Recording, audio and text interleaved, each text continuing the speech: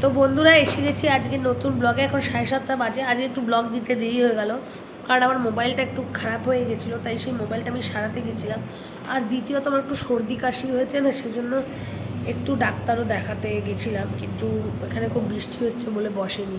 তো বন্ধুরা আজকে আমার যে টপিকটা সেটা হচ্ছে, দেখো কেউ আমাদের বলেছে যে তার তার যে মানে তাকে নিয়ে আমরা খুব হিংসা করি। তোমরা বন্ধুরা বুঝতেই পারছো কার নামে বলেছে বলছি। মোবাইলটা একটু ঠিক জায়গায় সেট করে দিই। ও কার নামে বলছি তোমরা বুঝতেই পারছো। তো সে যে আমাদের বলছে আমরা তাকে নিয়ে হিংসা করি, তাকে নিয়ে আমরা হিংসা করতে যাব কেন? কিসের জন্য? তার এমন কি আছে? হ্যাঁ, কোনো সুস্থ মস্তিষ্কের যে মহিলা হয়, সে একটা সংসার মানে স্বামী, শ্বশুর শাশুড়ি, তারপরে নিজের ছেলে স্বামীকে ফেলে সে কি পরপুরুষের জন্য কি সেটা নিজের সংসার ত্যাগ করে দিতে পারে? যে সুস্থ মস্তিষ্কের হয়। আর তার থেকে পরকীয়া করে যে বাইরে হয়েছে, তা সে কি করে তাকে আমরা মানে ইয়ে করব, হিংসা করব? কারণ পরকীয়াটা কেউই মেনে নিতে পারে না। আজকে একটা বাচ্চা ছেড়ে একটা মা দিনের পর দিন রয়েছে শুধুই একটা কারণে, তাও আবার একটা কী বলবো, দুশ্চরিত্রের জন্য। তো এই যে এই জিনিসগুলো, তো এই দিয়ে কিসের হিংসা করা যাচ্ছে বলো বন্ধুরা তোমরা? আজকে যে যে ফ্ল্যাটটা প্রথমে বললো কিনবো, মনে তো হয় না ওটা কিনেছে। রিউজ ফ্ল্যাটও মনে হচ্ছে না, ওটা তো ভাড়া নেওয়া। আর ভাড়া নিয়েছে কার জন্য, কিসের জন্য নিয়েছে, কে সব জুগিয়েছে, সব তো আমরা বুঝতেই পারছি। আমরা তো আর অন্ধ না। ও নিজেই কন্টেন্ট ছুড়ে দিচ্ছে, ও নিজের নিজের নিজের কেচ্ছায় নিজেই জড়াচ্ছে, সেটা আবার আমাদের নামে বদনাম করছে। আর দ্বিতীয়ত হচ্ছে ওর অ্যাকচুয়ালি আরও কারণ আছে। আসলে সেই কারণ হচ্ছে ও ফ্ল্যাট মানে বাড়িতে থেকে সেখানে থেকে মেলামেশা ঠিকমতো হবে না, সেই জন্য ও ওখানে ঘর ভাড়া নিয়েছে যাতে মেলামেশা করতে পারে। একটা নতুন বাড়ি নিয়েছে, তার নতুন ফ্ল্যাট হলে কি মানুষ যদি আমিও রিউজ ফ্ল্যাট কিনেছি, আমাকে যখন ফ্ল্যাটটা দেওয়া হয়েছে পরিষ্কার পরিচ্ছন্ন করে দেওয়া হয়েছে। তো রিউজ ফ্ল্যাট থাকলেও সেটা একটা পরিষ্কার পরিচ্ছন্ন করে দেওয়া হয়। আচ্ছা, এটা যদি যদি ভাড়াটেরা এরকমভাবে ঘর ভেঙে রেখে যায়, তো এটা তো একদম স্পষ্ট বোঝা যাচ্ছে। আর ও যে সংসারের জিনিসপত্র এত কিছু কিনছে, এত বহর করে বলছে ফ্রিজ হ্যান ত্যান, কিন্তু একটা মেয়ের বিয়ের পরে তার বাচ্চা হওয়ার পর তার কাছে তার সম্পত্তি কোনটা? সেইটার বেলা একটা ছেলের জন্য বলে ফ্ল্যাট কিনেছে, ছেলের স্কুলের জন্য হ্যান ত্যান, ছেলের একটাও জিনিস কিনতে দেখেছে দেখা গেছে? তাহলে ও কি কাজ? তো এই কথাটা স্পষ্ট করে বললো না যে কাস্টাডিটা কে পেয়েছে, বললো না। আর একটা কথা হচ্ছে, আমি সে এর আগের ব্লগেও আমরা দেখেছি যে ও গেছে যে বাড়িতে গিয়ে ও সব নিজের জিনিস, একটা ছেলেটার দিকে একবারও তাকিয়েছে? একটা মা দিনের পর দিন ছেলেকে ছেড়ে রয়েছে থেকে এইসব পরিকল্পনা সে কী করে করতে পারে? কী করে করতে পারে? তো ওকে নিয়ে হিংসা করা আমাদের কী আছে? আর এখন তো একদম ফুলে ফেপে যাচ্ছে, জানি না কিসের জন্য। তো আগে একটা মিষ্টি ভাব ছিল, একটা সাদা সহজ সরল ব্লগগুলো দেখতে ভালো লাগছে। এখন তো ও ওকে একটা ওর বিবেক নেই। রাত্রিবেলা একবারও শুতে গেলে পাশটা খালি মনে হয় না, না আমার ছেলেটা আমার কাছে নেই, আমার স্বামীটা আমার কাছে নেই। আর আমরা কত মানে এমন কত বউ আছে যারা স্বামী শ্বশুরবাড়ির অত্যাচার সহ্য করেও তাদের সাথে ঘর করে। তো তাদের তাহলে তারা কী দিয়ে হিংসা করবে? তারা কি নিজেদের ব্যাপার, নিজেদের সংসার সবাই ভালোবাসে। সংসার কিসের হয়? স্বামী স্ত্রী বাচ্চা নিয়ে সংসার। তো ওর সংসার কিসের সংসার? ওটা কি সংসার? না ও নিজেই সংসারকে সার খুঁজতে খুঁজতে সংসারে বসে রয়েছে? তাহলে এটা কি? তো ওকে নিয়ে হিংসা করার মতো কী আছে?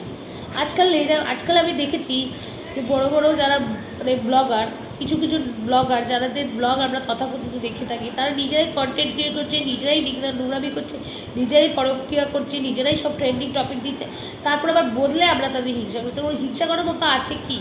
আর যারা এরকমভাবে বলছে যে ওকে হিংসা করি, কেন হিংসা করতে যাব? কেন হিংসা করতে যাব? কেন? হিংসা করার জন্য তো একটা কিছু লাগে। মানে হিংসা তাকে করায় যে সমকক্ষী হয়। ও কিসের জন্য? ওর তো মনে পড়াশোনাও বিদ্যাও বেশি দূর না। তাহলে একটা শিক্ষিত মেয়ে হয়ে এরকম কাজ করতে পারে? ও আজকে ওর বাচ্চার জন্য লড়তে পারতো, এইসব জিনিস না কিনে যে একটা বাচ্চার কাস্টাডি পেতে কত কষ্ট হয়, সেসব সম্বন্ধে তো কিছুই বলছে না।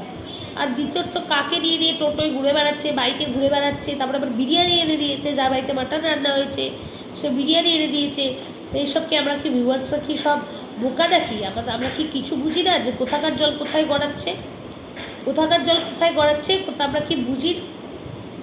তা আমরা তো সেগুলো বুঝি। একটা মা যার কাছে তার সন্তান নেই, সুস্থভাবে পরিকল্পিতভাবে এইসব কেনাকাটা সব কিছু, আমাদের তো একদিনেই মানে অবস্থা খারাপ হয়ে যায়।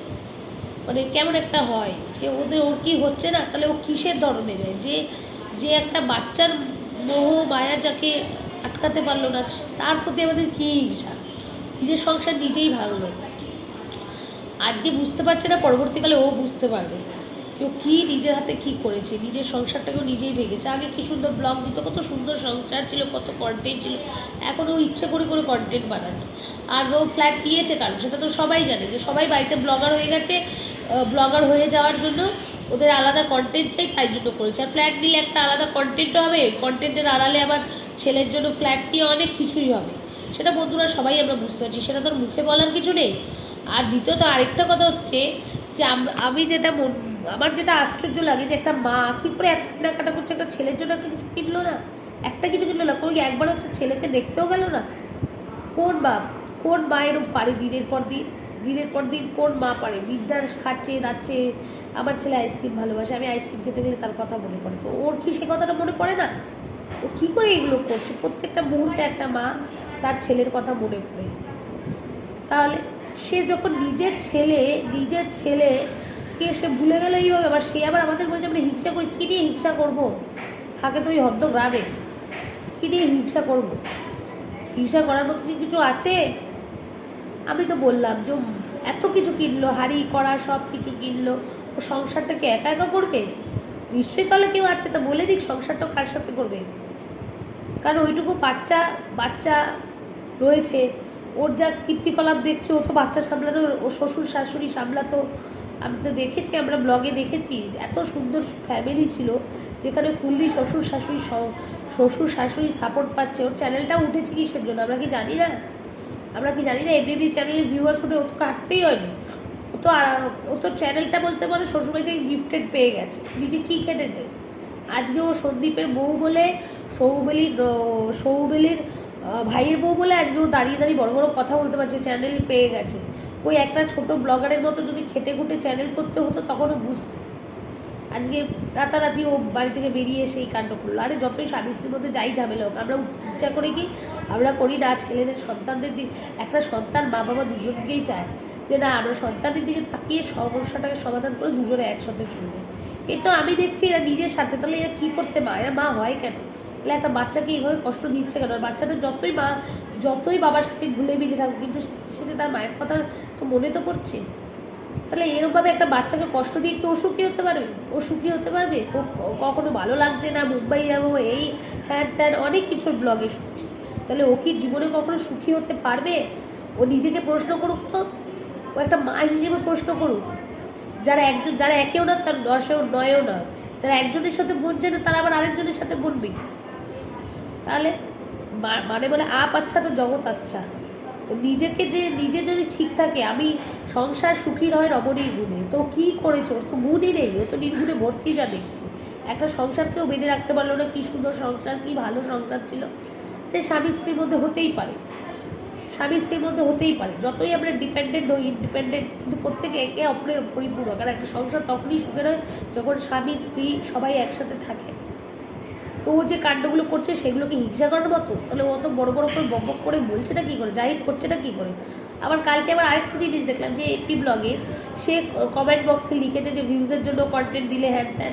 তো কন্টেন্ট দেওয়ার জন্য এত নোংরামি সেইগুলো মানে দেখে মাথা সত্যি, এরা নিজেদের ব্লগাররা কী করছে না, ভিউজের নেশা, এরা যে যা পারছে পরকীয়া কন্টেন্ট নিয়ে যা পারছে ছ্যাবলামি করে যাচ্ছে।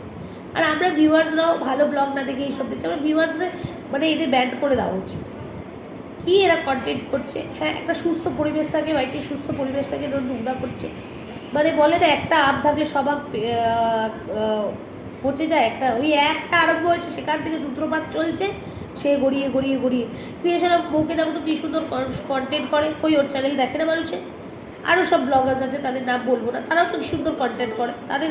তাদের তো কোনো অভাব হয় না কন্টেন্টের। তা আবার কিছু ব্লগার্স যেহেতু একজন ফিতা করেছে, সবাই তার ব্যাপারে এই করে কন্টেন্ট বানাচ্ছে। আবার সেটা বললে আবার তারা বড় বড় বুক করে কমেন্ট বক্সে লিখছে। আমি তো অত নোংরা কন্টেন্ট বানাচ্ছি না, তাও লোকে এই কথা বলছে। তো নোংরা কন্টেন্ট মানে কি? প্রেগনেন্সি কিট দেখানো নোংরা কন্টেন্ট না? তার থেকে আরও জিনিসটা দেখিয়ে দেবে, এটা কি নোংরা কন্টেন্ট? অশ্লীলতার সব একটা মাপকাঠি নেই, মানে অশ্লীল সব মানে কন্টেন্ট এনে যাচ্ছে, এগুলো কি? তা যাই হোক বন্ধুরা, আজকে অনেক কথা বলে ফেললাম। তা আমি ঠিনার করে একটাই বলতে পারি, তোমার তুমি একটা বলো কমেন্ট বক্সে এসে যে তোমাকে হিংসা করার কী আছে। আর তোমার সংসার তুমি নিজে ভেঙেছো, আর সংসার কার সাথে তোমার নতুন সংসার সেটা জবাবদিহি করো।